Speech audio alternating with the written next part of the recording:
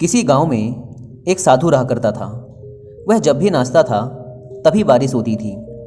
इसलिए गांव के लोगों को जब भी बारिश की ज़रूरत होती तब यह लोग उस साधु के पास जाते और उनसे अनुरोध करते कि वह नाचे।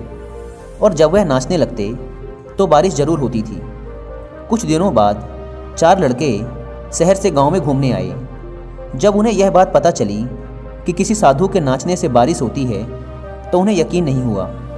शहरी पढ़ाई लिखाई के घमंड में उन्होंने गांव वालों को चुनौती दे दी कि अगर हम भी नाचेंगे तो बारिश होगी, और अगर हमारे नाचने से बारिश नहीं हुई तो साधु के नाचने से भी बारिश नहीं होगी।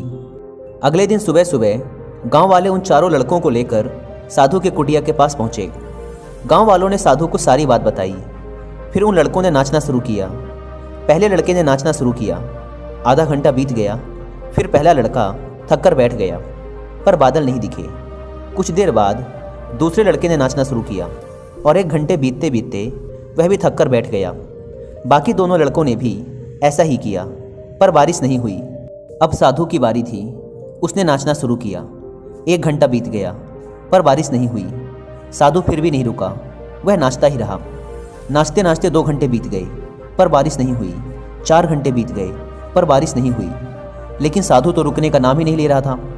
धीरे धीरे शाम ढलने लगी कि तभी बादलों की गड़गड़ाहट सुनाई दी और थोड़ी देर बाद जोरों की बारिश होने लगी।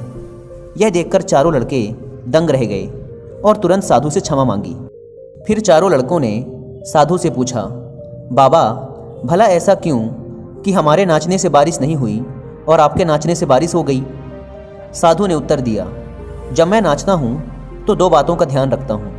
पहली बात तो मैं यह सोचता हूँ कि अगर मैं नाचूंगा तो बारिश को होना ही पड़ेगा, और दूसरी यह कि मैं तब तक नाचूंगा जब तक कि बारिश ना हो जाए। सफलता पाने वाले में भी यही गुण विद्यमान होता है। वे जिस काम को भी करते हैं उसमें उन्हें सफल होने का पूरा भरोसा होता है, और वह तब तक उस काम को करते हैं जब तक कि उसमें सफल ना हो जाएं।